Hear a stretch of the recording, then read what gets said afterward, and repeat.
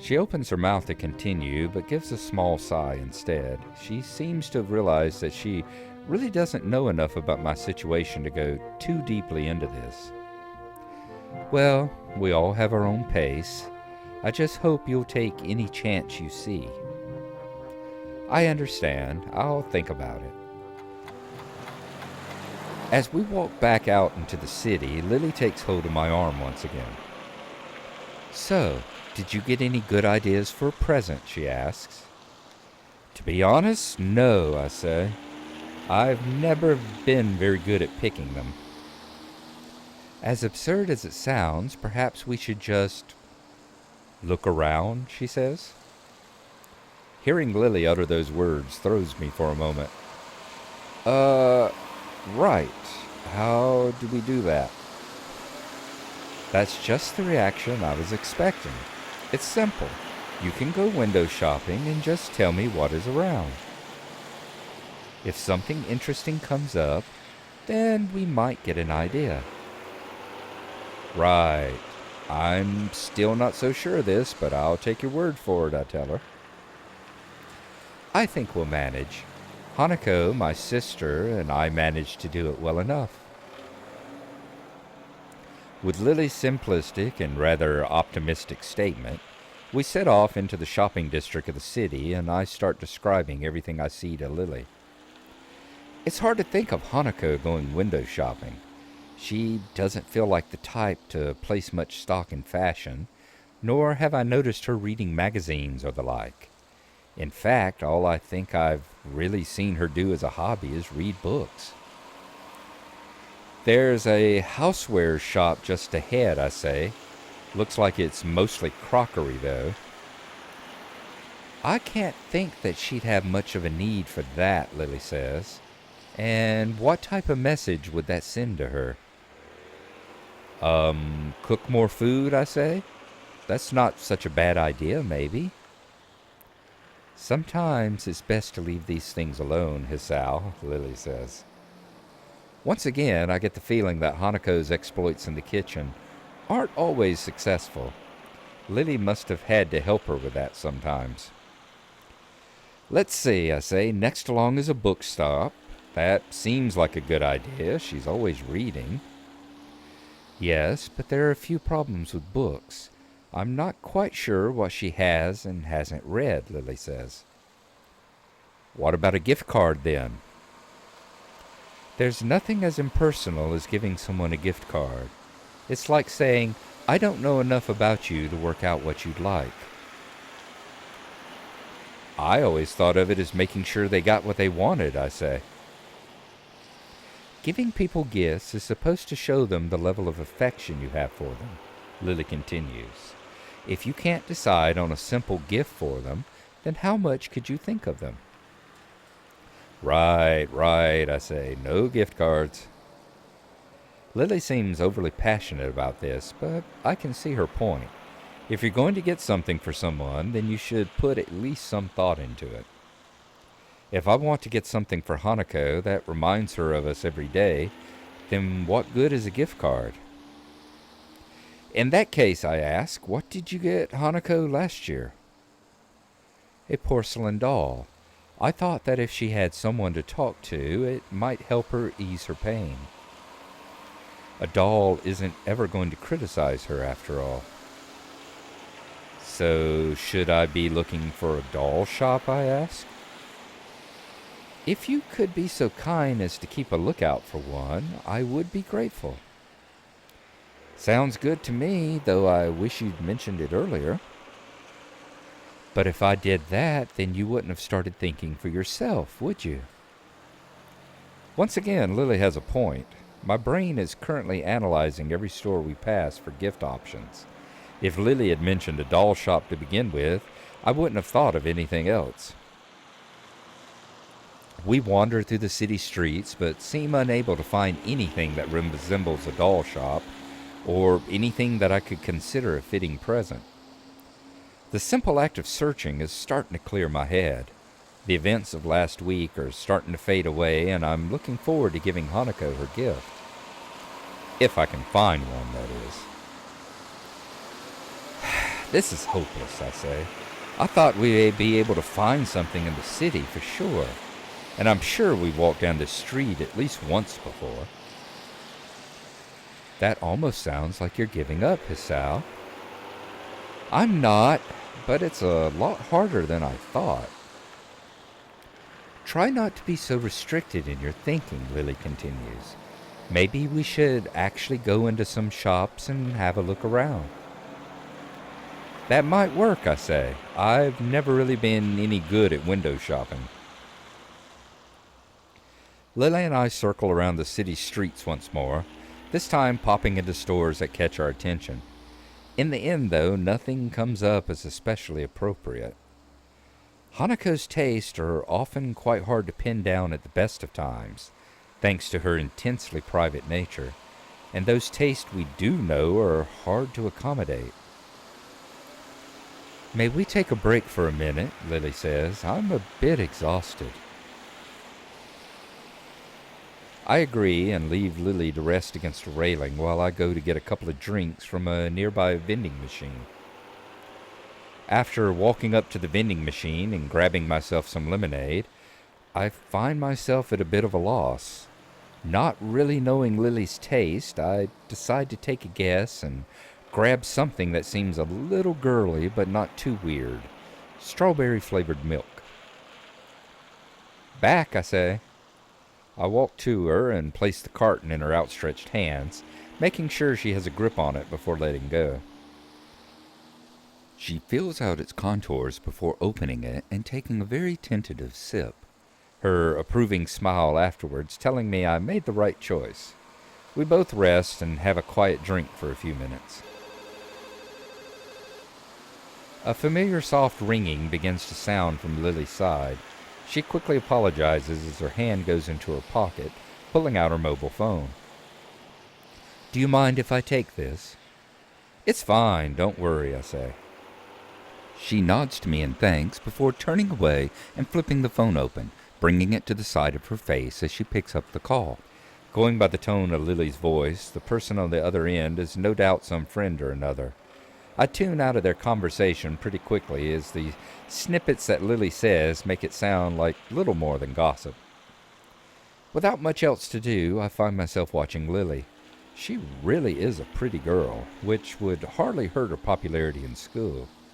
It's interesting just how much Hanako and Lily contrast with each other, in both personality and appearance. For a few minutes I just lean back and drink, watching her. Before long, Lily says her goodbyes to the person she's talking to and hangs up, placing her phone back in her pocket and leaning back against the railing as before. Sorry, just a friend from class, she says. I take one final swig from my can before throwing it in the bin. Lily gives me her carton to throw away soon after, finishing it off relatively quickly.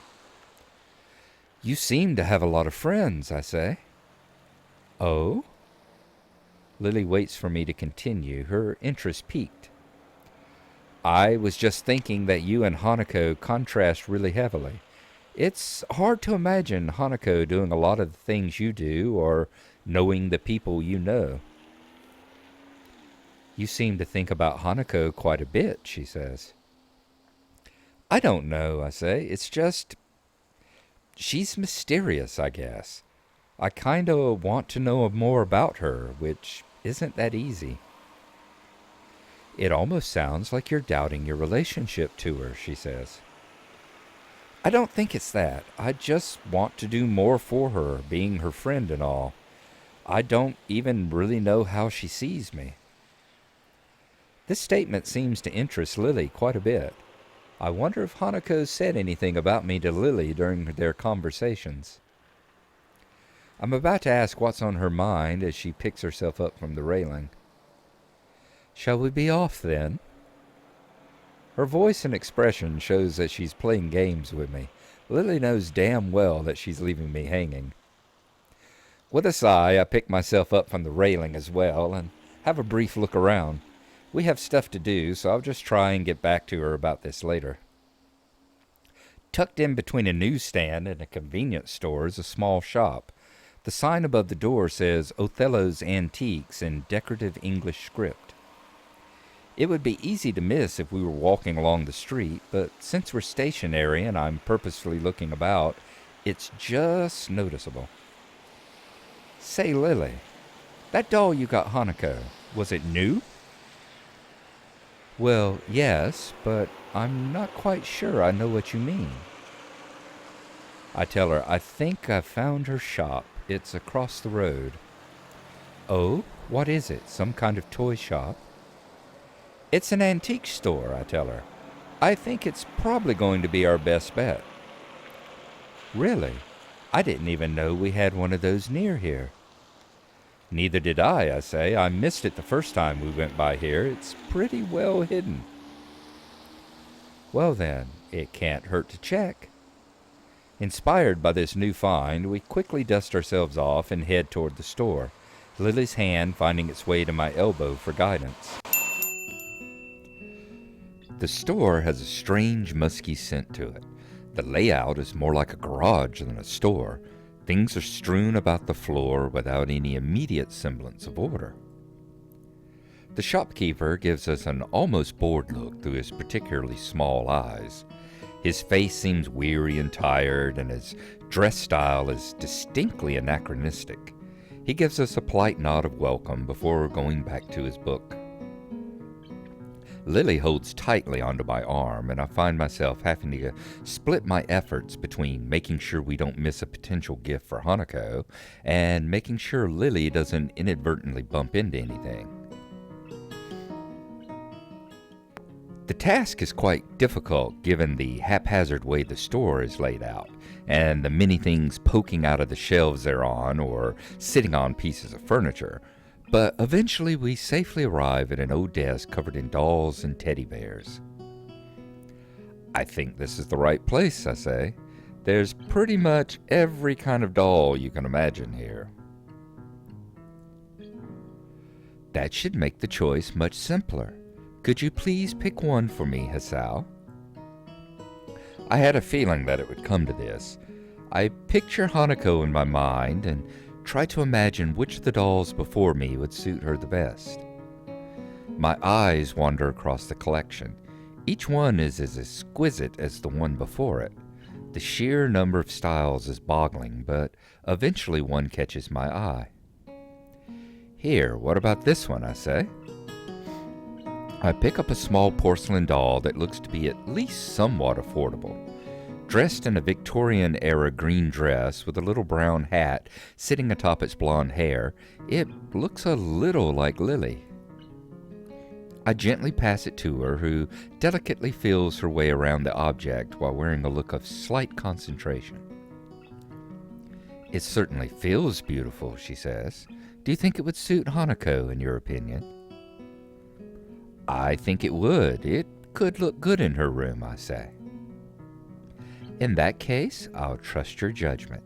Will you be getting her something as well, or shall this be a shared gift? I'm not sure, I tell her. I think I should get her something myself, but I don't think getting her another doll is such a great idea. Maybe... I let my voice trail off as I look around the shop.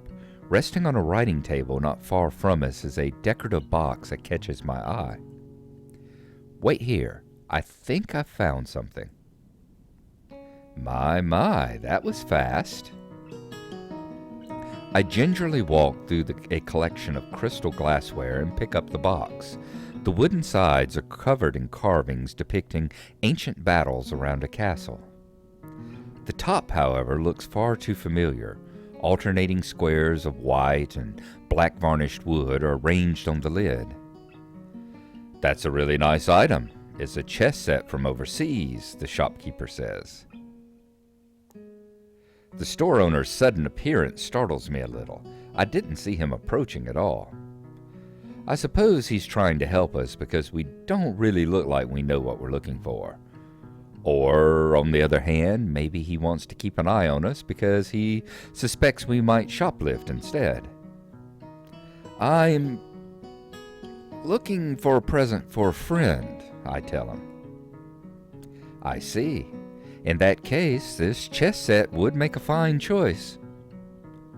Realization floods into my mind. This is a pretty good-looking set, but this is an antique shop.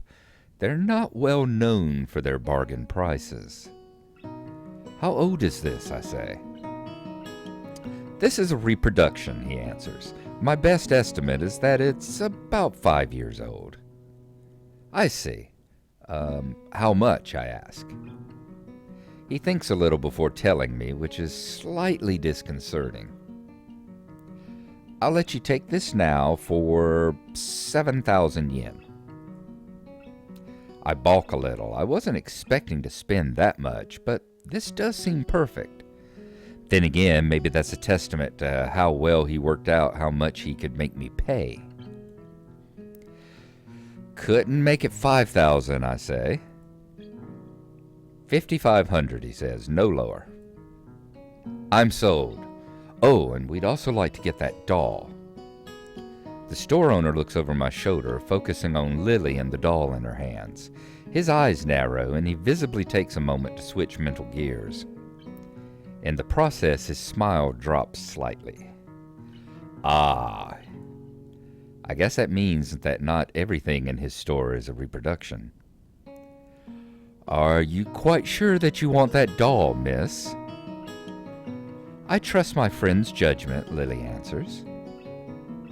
I see. Oh, no offense. None taken. If you could please wrap it for me, it would be appreciated. Yes, of course, but it is 20,000 yen. Lily reaches into her purse and presents 4 crisp-looking 5,000 yen notes. Here you are, 20,000 yen. The storekeeper dutifully takes them and the doll and proceeds to the counter. I take Lily's arm to guide her there. Are you sure about this? I ask. It's okay.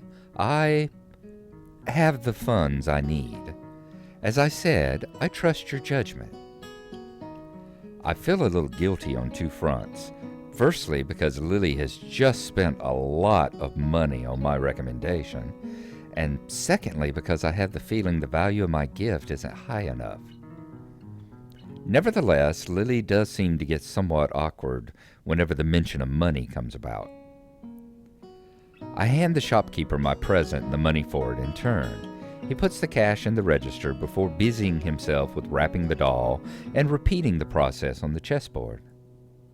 Eventually, he finishes the gift wrapping and hands us both our presents. Please be careful on your way back, and do come again, he says. Thanks. Indeed, Lily says. Thank you very much. The store owner bows deeply to us as we leave. Well, it did take us all day, but we found something in the end, Lily says. That we did. Now that the presents are wrapped, I'm feeling a little impatient to give them to Hanako. It's a common reaction to buying gifts, wanting to see the reaction of the receiver as they discover what it is. And part of me wants to return to Hanako, just to confirm her condition with my own eyes. So, should we head back, I ask? Let's. We've done a lot of walking today, so I shan't mind taking a rest back at the dormitories. Lily's right. Now that the need to find a shop is over, my legs are feeling quite tired. Well then, back to the school for us. I'm looking forward to resting for a bit, too. Lily holds out her arm and I link mine with hers. Together, we make our way back to the bus stop. So, really not much happening in this episode that there is to talk about. We finish up our lunch at the cafe. We wander around till we finally find a little antique store that we go in and purchase our gifts for Hanako. And then at some point decide that we're going to leave and go back to town. Let's go back to school, rather, and prepare for the next school day and eventually make plans for when we're going to give them back to Hanako. The only thing of real note is at the point where Hisao talks to Lily about how he doesn't even know how Hanako feels about him, or how she sees him, rather. And Lily just gives a kind of enigmatic smile and changes the subject with a, "Are you ready to go now?" and just kind of leaves them hanging. So next time we will see how things continue when the two of them get back to school.